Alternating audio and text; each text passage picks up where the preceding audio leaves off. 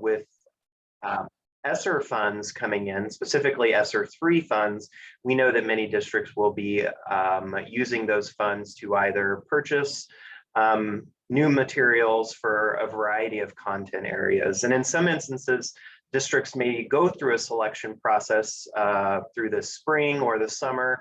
But I also know that there are some places where folks have decided, purchased, and will be implementing new materials this fall.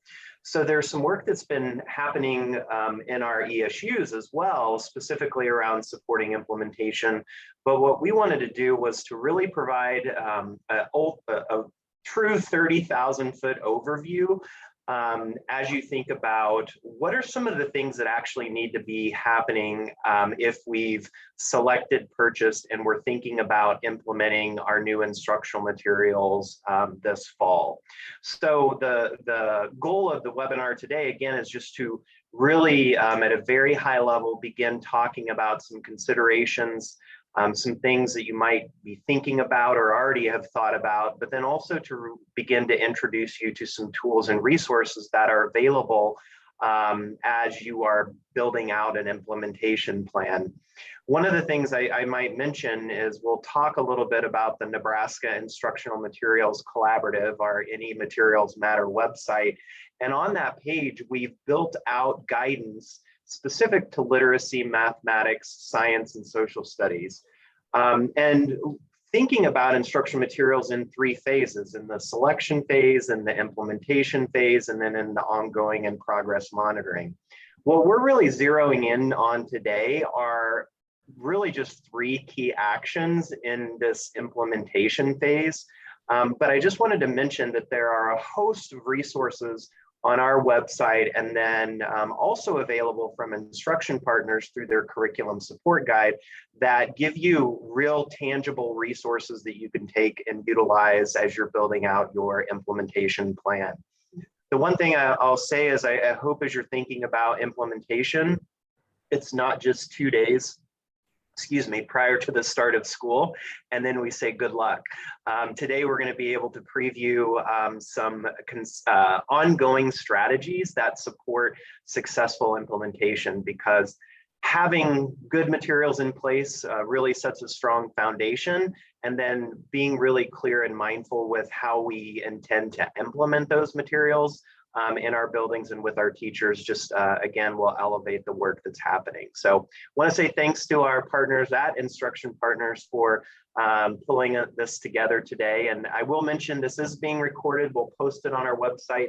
But again, thanks everyone for taking your time and joining us today. I'll kick it over to Michael, I think, or Nancy. Yep.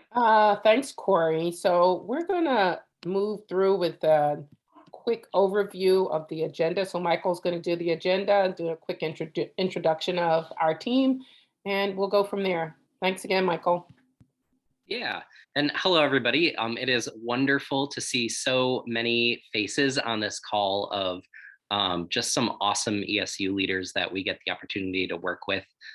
So I feel like I'm already among friends, and yeah, excited for this learning today. So we're going to take just a few moments just to introduce ourselves.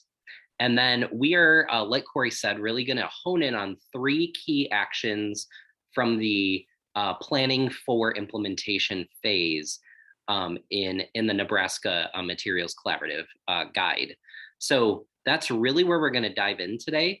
One thing I do want to say as well in the framing, what you're not going to walk out with today is a fleshed out, we're ready to go plan. What the purpose of this training is to give you is 1, questions that you should be kind of considering as you move from like procurement into implementation, as well as some resources that you might consider using.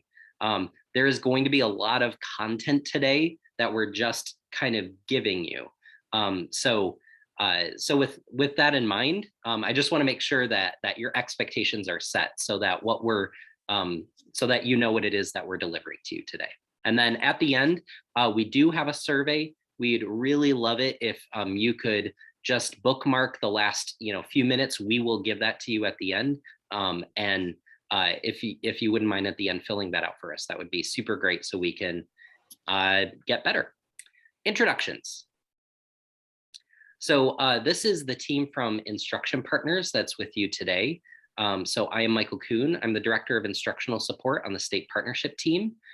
With us is Judy Dunmeyer, one of our math content leads, and our other content lead, Karen Greenhouse. And then Nancy Hopkins Evans, who you already got to meet, is our Senior Director of State Partnerships. And we are continually delighted to work with Nebraska and all of the great teaching and learning that you have going on there. Just one other person, our Senior Managing Director is here with us, Erica Cook. So welcome. And her dog said hi as well. Yeah, That's right. Hi, everybody. yes. So say hello to Digby when you have a moment in the chat. And that is Erica's dog. My dog might also freak out at some point. So, you know, and you can say hi to Beckett, who is my dog at that point. All right, here we go.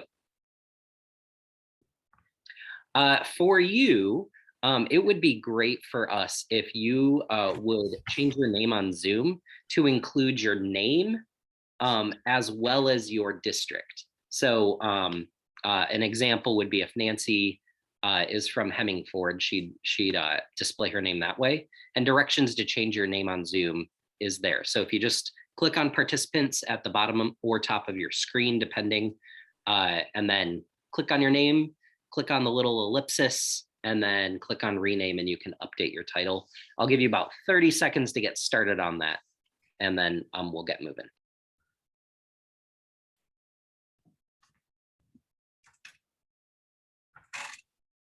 Oh, also, Judy has placed a note catcher. It's a forced copy. So if you click on it, it'll make a copy for you.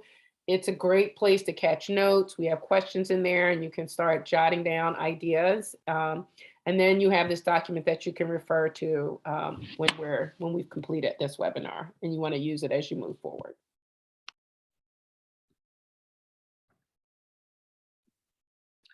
All right, thanks for that, Nancy. Let's go ahead and move it forward. So our objectives. First is to understand the importance of studying materials and be introduced to the supporting resources for that. That is your key action 2.2. Key action 2.3 is all about exploring professional learning needs in connection with their materials. And then the first part of key action 2.5 is considering your current assessment system in light of assessments provided by the new curriculum. And throughout this, we're hoping that this learning and these resources will make you poised to lead decision-making to inform and solidify the implementation process. One note is that you'll notice that resources icon on some of our slides. Anytime you see that icon, it means that in that note catcher guide, there is an associated resource with what we're considering in the moment. So I will, as much as I remember, bring that up, but just so you know, and anytime you see that icon, there is a resource in your guide. The other thing about your guide, there are multiple times that we're going to ask you to stop and jot. So just to stop, maybe about a minute, and to process some questions. And so having that guide kind of available and up next to you will hopefully be useful so you can just take some notes. And again, any associated resources are going to be right there next to it. So it's kind of a one-stop shop for you. All right, some thinking time. All right, we're going to put you in the position of assuming you've purchased your materials, you've ordered your technology, and you've got your digital licenses. You have a group of teachers that are going to be implementing your new instructional materials. So we have all of those logistics set. We have books in warehouses ready to go. If nothing happens between now and the start of implementing the materials, what might be some consequences? Take just a second to think about that, and I'd love for you to share your thoughts in the chat.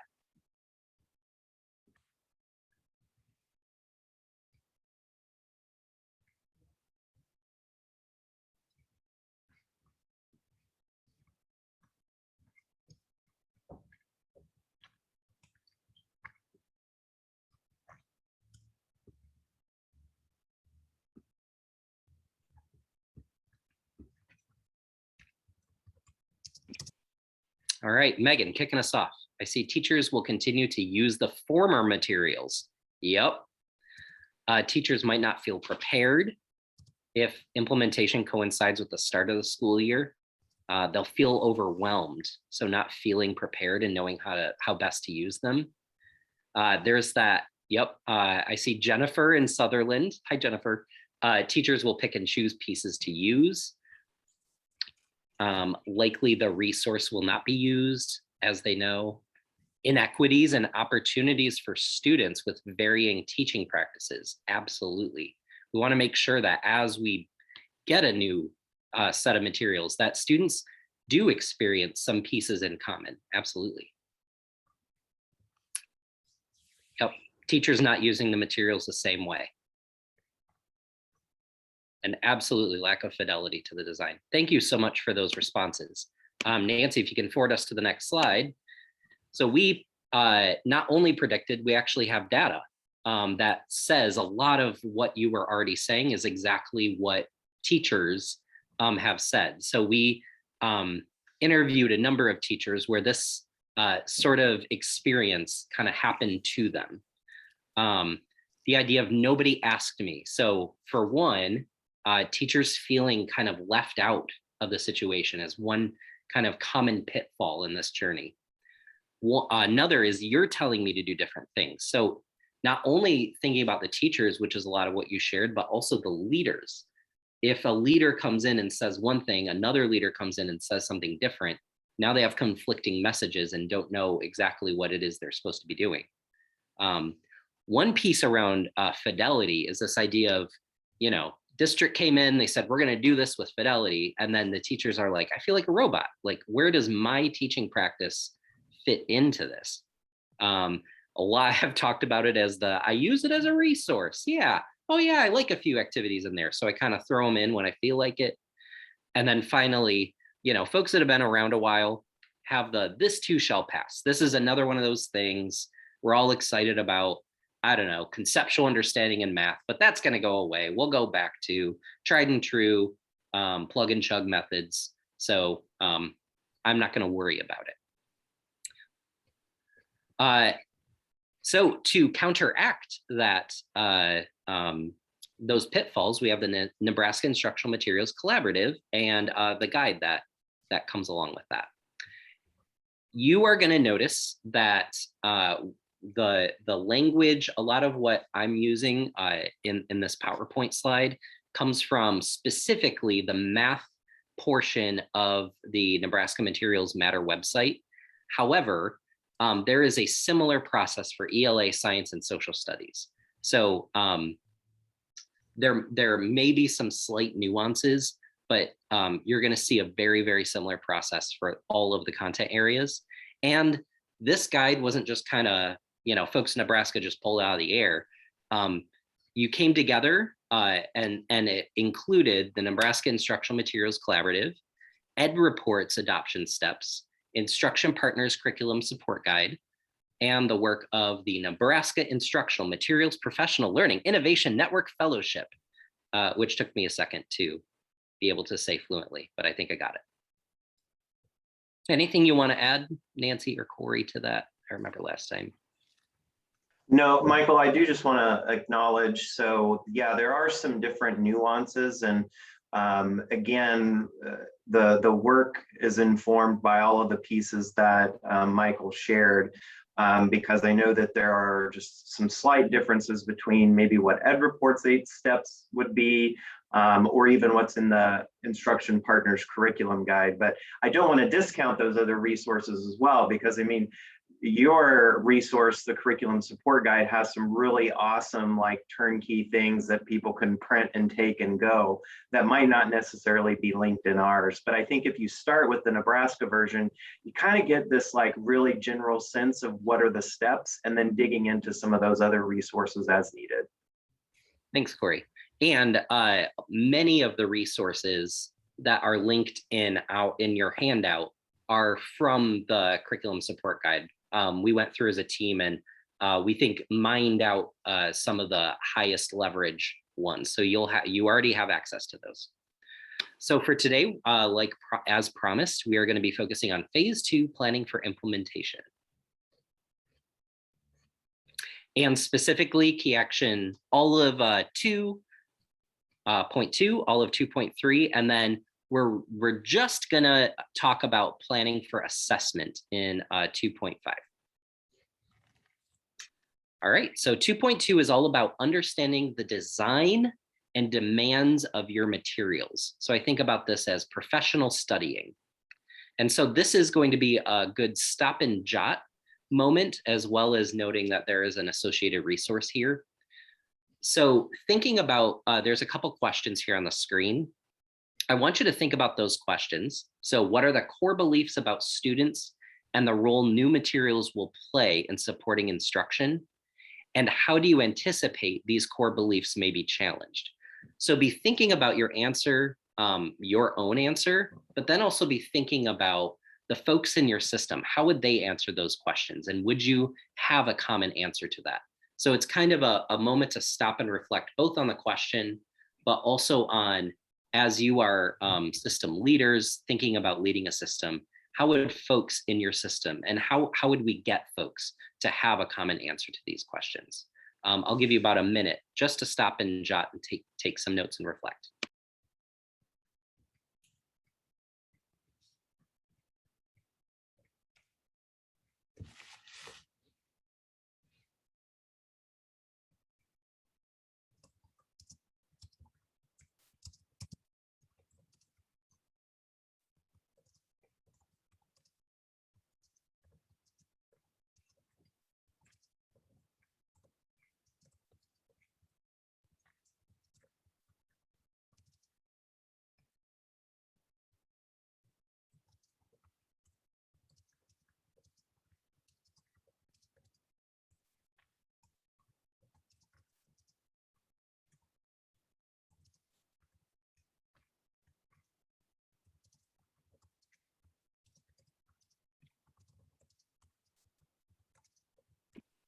Let's take about 15 more seconds.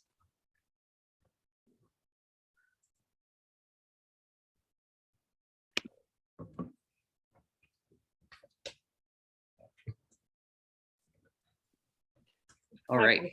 Sarah Yep. has posted a question. Did you see it? Yep. And I also, before I attend to that question, I want to give a plug for Corey, who Sarah has already used this. So do feel free to use the chat to ask questions.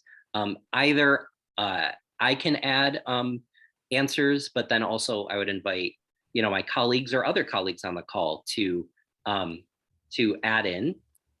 Another plug for Judy. Judy is gonna continue to rock it out in the chat. So if you ever have questions about what it is you're up to, just look for Judy's face and name. She's gonna have directions for you. Sarah, so a question I have, how or where does ensuring standards alignment in the new instructional materials happen? That is a great question. I know right now, you have some math standards that are going to be rolling out in the near future. But then you also have, all of your other standards. And I kind of have a twofold answer to this. One, good instructional materials are good instructional materials. And this is an opinion of instruction partners, and Corey can add flavor to that. But I really believe if the instructional materials are sound, then students will learn, students will have the opportunities to learn at high levels. And often I have supported districts in Rhode Island, in Tennessee, in Florida, and a number of other places, Wisconsin. And many of them are looking at very similar, highly aligned or the same highly aligned instructional materials. And they have very different standards across all of those different states. And yet those materials do tend to meet the standards well. So that is like one plug, is like really dive into the materials themselves and understand them is a huge component.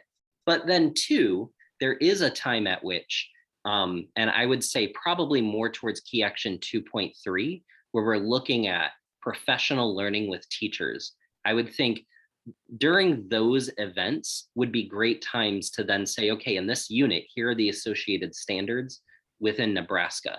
And let's make sure that the language in those standards matches the learning targets and the goals of that particular unit. Those are my thoughts, and I would invite other colleagues to add in as well.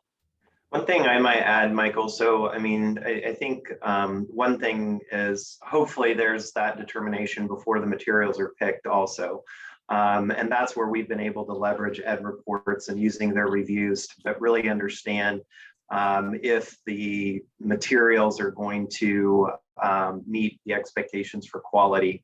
We'll do some alignment work between the standards and the ed reports reviews. We created those bridge documents. So we recognize the need to update ELA and then math. The other piece too, I think some of it gets at that like granularity level where Michael, you're talking about unit planning. I'm also thinking about scope and sequence and some of that very detailed. The when that occurs, how, where, I think, that is probably a good consideration as you're thinking about, okay, I've got these new materials. Is there a team of folks that are coming together to do some of that? And I know we'll talk more about the professional learning plan because I think that gets to that unit internalization piece and kind of the practice what you teach.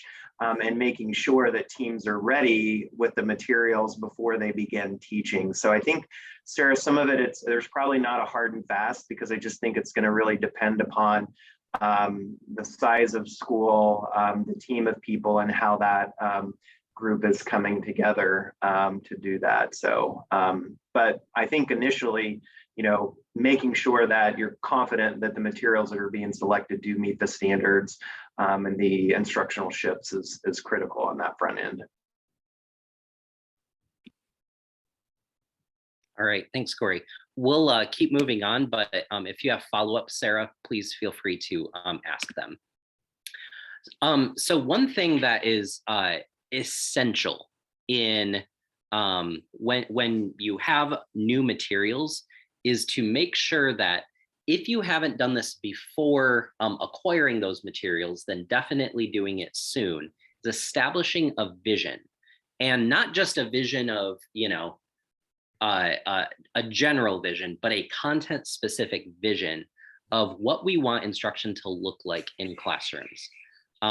Specifically, and that's why this picture is here, because often you have high quality instructional materials, I've seen this in implementation, but then everybody kind of does their own thing. You talked about that a little bit in the chat already.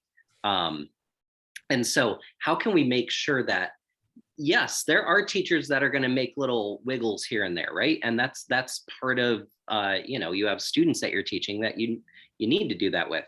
But how are we all heading towards the same place? It's just really essential to come up with that. So one question is, how is the vision for equitable and excellent, insert content here, ELA, math, science, social studies, instruction, how is that reflected in the design and demands of the materials? So how can we bridge what it is we want in our classroom to these materials that are in front of us? How can we use these to make that vision come to life?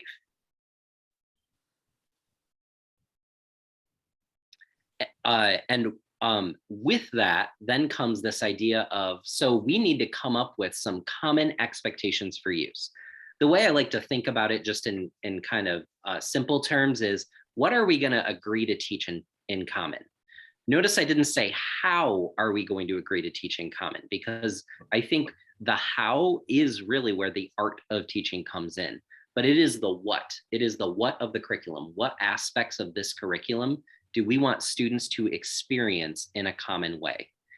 Here you'll see a list of just a few different agreed upon ideas that teachers have used in the past. So you can take just a quick moment to read through them. And then, so your last stop and jot in this key action is really then thinking about, now that you have a vision, you have expectations for use, Now, how does all of that and the design features impact your existing structures? So thinking about your schedules, your teacher planning time, your instructional hours, your routines, and your staffing. So thinking about those materials, how does all of that impact the logistics of your current reality? And would anything need to change? Do we need to think anything about the way that we normally do business as usual? Do we need to change a few things? And then also with communication, then how will folks know about those things? I'll give you a moment to stop and jot.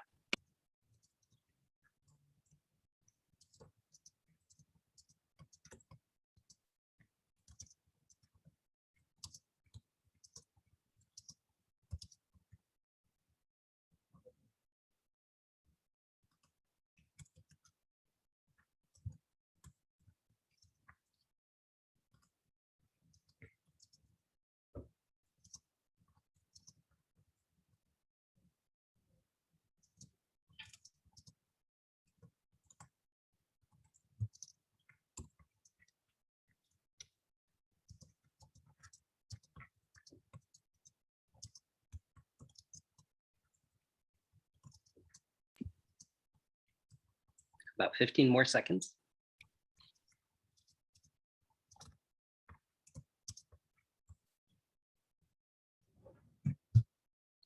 All right, and as promised, yep, a lot of information, a lot of things. We could spend a whole 2 hours on just that block, right? But we wanna make sure to give you just all of the big considerations to think about for all of implementation, or at least the what we think are the highest leverage aspects, and then also to make sure that you have resources. So we'll go ahead and move to our next key action. So once you've studied the materials, you have a good idea around how those materials will help you and your the schools you serve, the vision come to life. Now we need to think about how are folks going to learn the materials well and be able to implement them well. And that's key action 2.3. I love this chart. And so it puts together to me the why, the what, and the who of professional learning when you're thinking about high quality instructional materials in general or specifically. The first is really any professional learning, the why behind all of it, and what should be part of good professional learning are listed here. So really making sure that it's grounded in a larger learning system of culture and trust. So do we have that? And how do we keep cultivating that culture? Making sure it's connected to other initiatives so that we don't have competing initiatives. Oh, well, we're going to do this curriculum, but also there's this other program and there's this other thing that we want people to do. And now it's all kind of too much. So making sure that we're really focused on integrating the curriculum and the practices with the school's initiatives. It needs to be instructional materials specific. What the great thing about having high quality instructional materials is that then all of the learning can be centered around that rather than kind of general great practice kind of learning. It really is specific to the day-to-day life of what teachers are engaged with. It should be focused on 4 types of knowledge around equity, knowledge around curriculum, the actual content knowledge, and then pedagogical content knowledge. And sometimes for reasons of practicality, we sometimes just focus on the pedagogical content knowledge, how to teach, what are some best practices in teaching. But that alone does not change outcomes. When it's connected to curriculum or instructional materials, content knowledge, and equity, that's really where all of those come together to move the needle in instruction. And then finally, led by those with deep knowledge. And deep can be a little wavery. At least I would say a solid knowledge of the curriculum and what is expected within the curriculum is at least I would say a key. So what does it look like? So what are the activities? I think one of the highest leverage activities is one called unit internalization, where you get folks together at some regular kind of interval where they're going to study a unit. 2 weeks is usually ideal before they teach it. So we're going to look at what is the story of learning in this unit? What are the big outcomes? What are our goals for students? And then how does knowledge build over time? So how can we kind of understand, where does this unit start? Where does it go? Where does it end? And with student knowledge. Then with that would be then lesson preparation. So now we take that unit, we look at a particular lesson within that unit, and then think about specifically what are the goals of that lesson and how does learning build within that lesson? And I think really important, how does or how will students represent their knowledge, and how are we going to ask those really key questions to support students to access this lesson? So we're not trying to think about pulling in a bunch of other resources. It really is about, within this resource, how can we make sure that all of our students, each student in our classroom, will be able to be successful in the learning. Another component is student work analysis. So taking a look at what are students doing? What are they producing? And then what instructional decisions should we make together around what we see? And then finally, observation and feedback itself can be a professional learning activity. So making sure that leaders are on board, or teacher leaders are on board with, what are our big goals for this year with implementing this high quality instructional material, and what sorts of things are we looking for, and what would we want feedback on?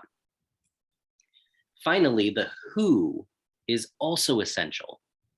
The audience should not just be general education teachers. Also include special education and instructional support staff. That is really going to be important. I have a story where in Tennessee, I got to lead some implementation of high quality instructional materials.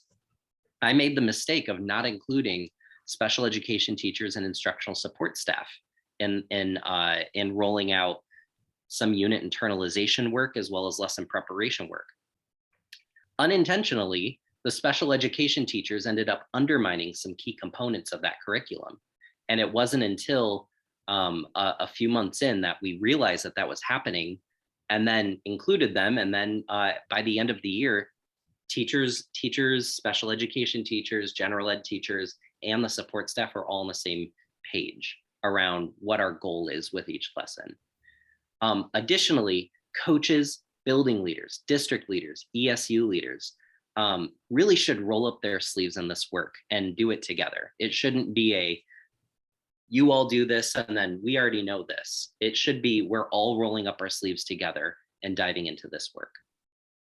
So that chart really, you'll have access to these slides. That chart is really helpful in really thinking about as a professional learning system with high quality instructional materials.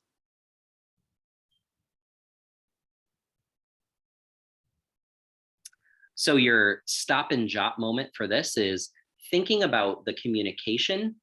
So how is the learning plan going to be communicated? What materials and supports, including the publisher resources, will be identified? And how will district and building leaders be involved with professional learning? One thing I do want to say, I do think publisher, the training that comes from the publisher is essential. That often will show teachers some of the nuances of like how to log in, how to get all your students logged in, where to go. Ooh, there's a cool feature online where you can sort students in a certain way that teachers will use later. And maybe some general outlines of what should instruction look like. You do this, you do this, you do this. Is it enough though? Usually the answer is no. Even when you up the amount of hours that the publisher supports, it usually doesn't include the depth of kind of content leading knowledge that you would find probably in-house or with support from your district and support from the ESU. So just a plug for Publish a resource. Yes, it is a great thing. Use it. And think about what other pieces need to be part of the plan. So take a moment, stop and jot.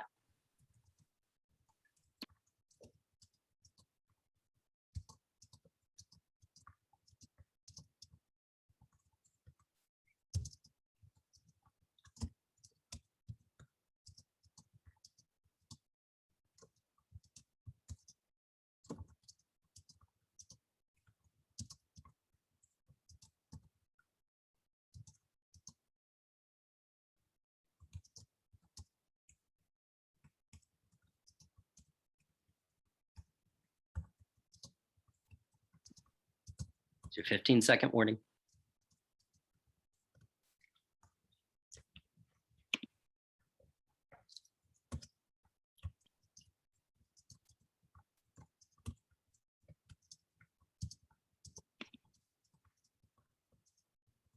And we'll go ahead and move forward.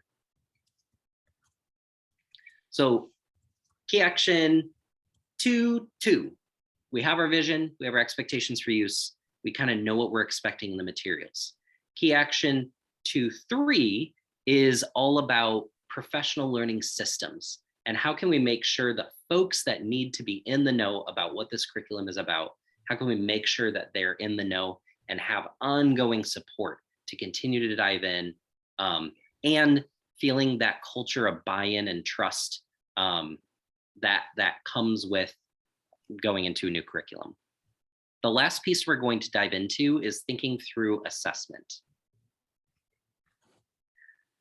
So what do we know about assessments? I really like this chart because it kind of brings to light some beliefs and then some actions. So I want to go through each one just quickly. And if there are beliefs that come out, then really start considering these actions. So if you find yourself believing that learning needs cannot be identified by a single test, if you would say, yeah, I believe that, then you will bring in multiple perspectives and data sources rather than rely on universal screeners. If you believe assessments that are closest to kids and most actionable for teachers will best support students' learning, if you believe that, then you will prioritize instructional materials embedded assessments, the diagnostic, formative, and summative. So prioritizing those assessments that come with the instructional materials that you have over additional assessments that might add on to your system. Number 3, if you believe diagnosing students' needs should be ongoing and should be rooted in the just-in-time supports needed to access current grade level material, then you will utilize unit level diagnostic assessments to determine those just-in-time support students need rather than universal screeners. I can't help on this one but to add in some thoughts. That is this idea of just-in-time support versus just-in-case support. Universal screeners give us great just-in-case ideas, kind of thinking about like, well, I am gonna do an intervention and it's just in case students are gonna need this. What just-in-time says is you first think about what is the lesson I'm going to teach today. I am a 3rd grade teacher and we are going to be diving into multiplication. Great.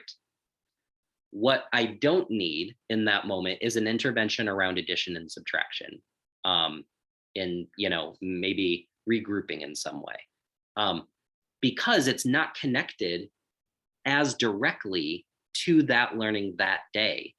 It's not as sticky for students. It won't as easily move to the long-term memory where we want students to really own that learning.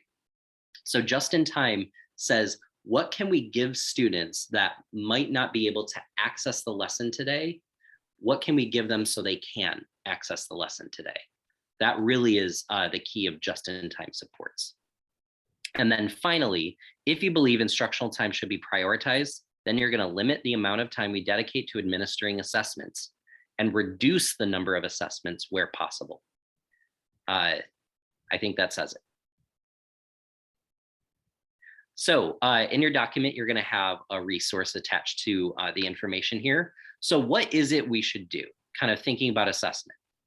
Prioritize instructional minutes and really reset on that practice to make sure that those minutes are prioritized in your assessment strategy, and really making sure to limit the number of assessments students are taking. Prioritize analysis over additional assessments. More is not better in the world of assessments. And one thing that I would, kind of propose, and as I work with leaders, just one kind of phrase or saying that sticks in my mind that I want to share. If we don't have time to analyze it, then we shouldn't give it. If we're thinking about an assessment, if we're going to ask students to take an assessment and we're going to not provide instruction during that time, then we better also take the time to analyze it and do something with it. And if not, consider omitting it. We really need to prioritize that analysis. Also prioritize those instructional materials, embedded and formative assessments, making sure that those are the assessments that are closest to kids and give you the most information about exactly what they're learning. And finally, prioritize ongoing diagnosis. Learning is not linear. Learning is not one moment in time. Learning is a cycle. It is a process. So diagnosis of where students are at should be ongoing. It shouldn't be one test that rules them all. That tends to be not as useful information as those ongoing. And then finally, one last note, consider that continuity of any investments aligned to these strategies from the school year. Makes no sense to me. All right. So reflecting on all of these key actions, I want to give you a moment to stop and jot. And then also, after you have that moment, share in the chat or share in, or feel free to come off of mute. 1, how should the design of the materials influence your professional learning decisions? Or how might implementing new instructional materials impact your assessment practices? Or in general, what processes are you starting to reconsider, starting to think about in a different way? So I'll give you a moment to jot, but also feel free to share in the chat or come off of mute.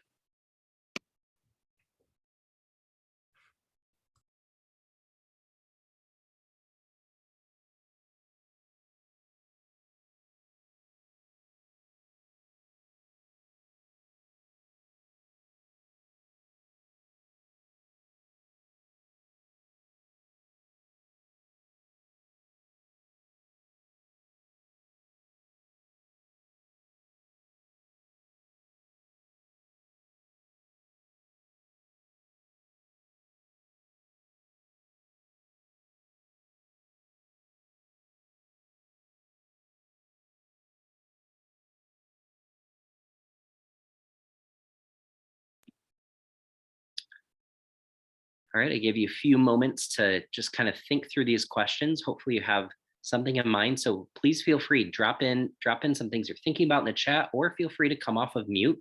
And just a plug for my math reflection there. We have a reflection of a parabola graphed for us. So I don't know what that means, but let's go ahead and reflect. So either in the chat or come off of mute, share with us what you're thinking and help grow the knowledge of the whole group with your thoughts.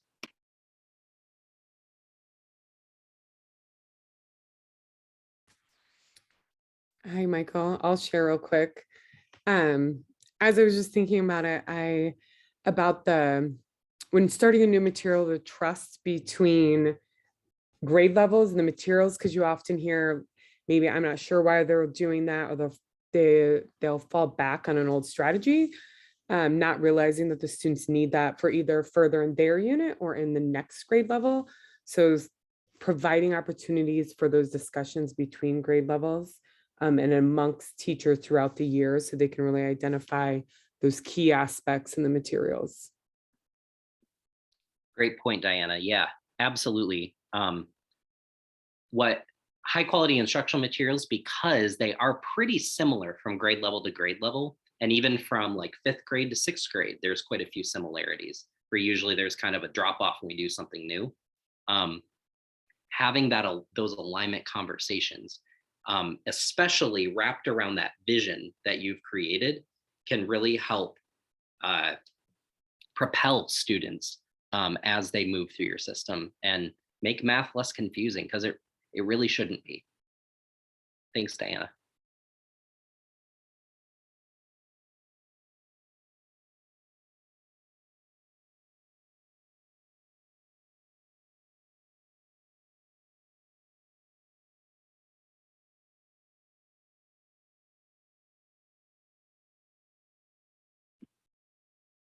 This is me using teacher wait time. I know we have some excellent thoughts that everybody would love to hear from. So please share.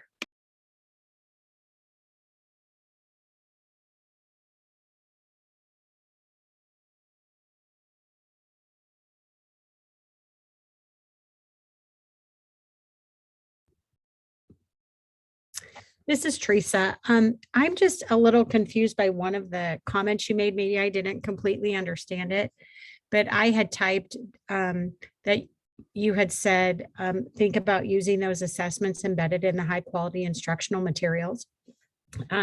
So like, for example, if we did that, we would be over testing kids all the time with, like, if you look at math expressions, there are so many different types of assessments that that's all they would be doing. And so I think where the struggle lies sometimes for us is the balance of that and feeling guilty that they're not using that. And so we have the conversation, no, how does it align to what our learning goal is here based on this unit, right? And again, it comes to that analysis. What are you going to do with it?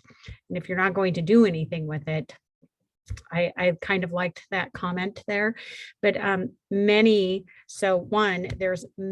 assessments in those resources. So any one thing to extreme is suspect, but additionally, what are we using it for, right? And so I don't know. It's kind of hard because teachers are doing their due diligence when they get a new resource, and they feel guilty if they're not. But like some of the assessments, if you look at any of the resources, even that are on Ed Reports, some of those assessments are low level and they're not at the level and expectation of the standards. So I don't know. I think we just have to be careful. I agree, Teresa. And one thing I would just lift up what you said and add in, limiting the number of assessments is not just because it's in the high quality instructional materials doesn't mean that you have to do all of them, right? So limiting the amount of the assessments includes within the high quality instructional materials in thinking about, yeah, and I know math expressions, and it certainly does have tons and tons and tons of assessment. I would not recommend anybody going out and saying, yep, do them all, right? Because then we're not living up correctly to our goal of not over assessing students. So really thinking about, and I think you've already said it, like that balance between what are our most important moments to stop and check in a more summative way, but then also what are those formative while instruction and while learning is happening moments that I can kind of think of in my materials where I can take a quick stock of where students are at, and balancing that out. And I think that comes with multiple years of engaging in high quality instructional materials, is knowing exactly which ones are the best, which ones aren't. There isn't a silver bullet way to kind of know that. So it's kind of choose what are the most high leverage, most important. And then I think there's also that whole guilt, right? Like as a teacher, like, oh man, I feel like I was told fidelity and I have all of these pieces that I'm supposed to be doing. Have that conversation at the beginning and name, what does fidelity mean? What do we want teachers to teach in common and us to do in common? And have assessment as part of that. Like, we mean these two pieces, these two assessments. Everything else is at your discretion, but what we really want to limit assessment, and we really want to prioritize instructional time. Yeah, thank you for that. And I would just add one more thing. I think the best thing that we ever did, and this was a few years after having math expressions, was truly going back to the roots of backward design, starting with the end in mind. And that really did help us cut out a lot that we didn't need to be assessing on. So yeah, thank you. Absolutely. All right, I think we have time for probably one more comment. So question, comment, anything to add to this conversation?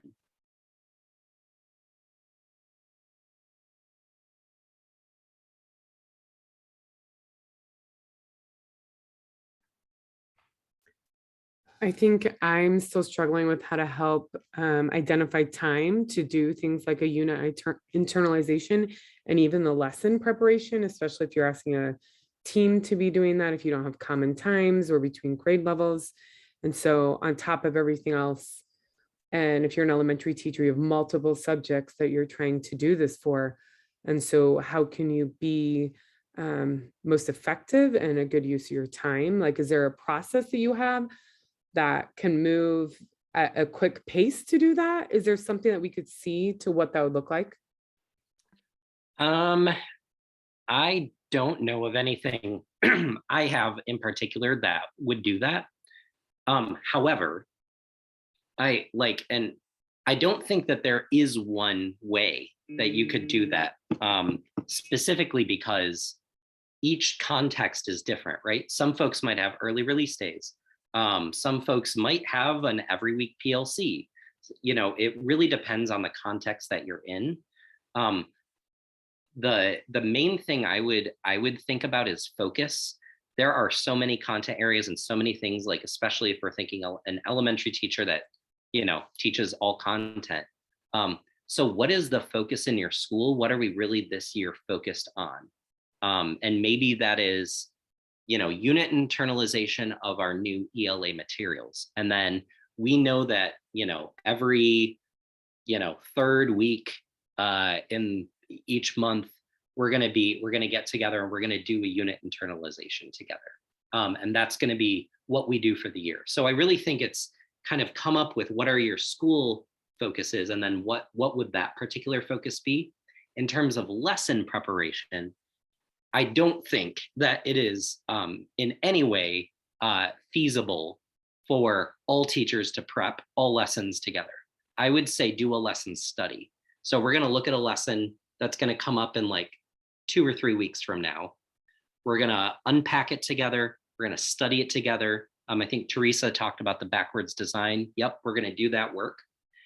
Then the next session, we're really going to plan on, so how is that going to live in instruction? Then the next week we'll actually do it. And then the week after that, we'll kind of have a moment to debrief. So some sort of cycle in order to do that. Hopefully that answered your question. I want to make sure that we get to the thing that I really asked and pleaded that you do for us, and that is to take our survey. This helps us continue to provide better and better experiences for you. So Nancy, if you don't mind moving to the next slide. Oh, one plug. Where can you go for assistance?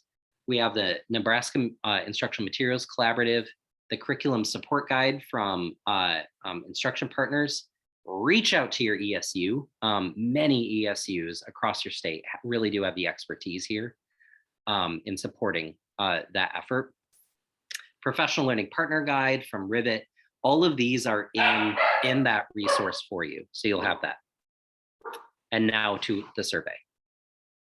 We would love your feedback. So Judy should have the link. Yep, the link is in there. And then additionally, if you just want to hold up your phone and turn on your camera, you can access the survey through that picture. And I will say thank you so much for your engagement today. Really great conversations in the chat. And as always, reach out to your ESU if you have questions, comments, or need any support. And with that, we'll say thank you so much.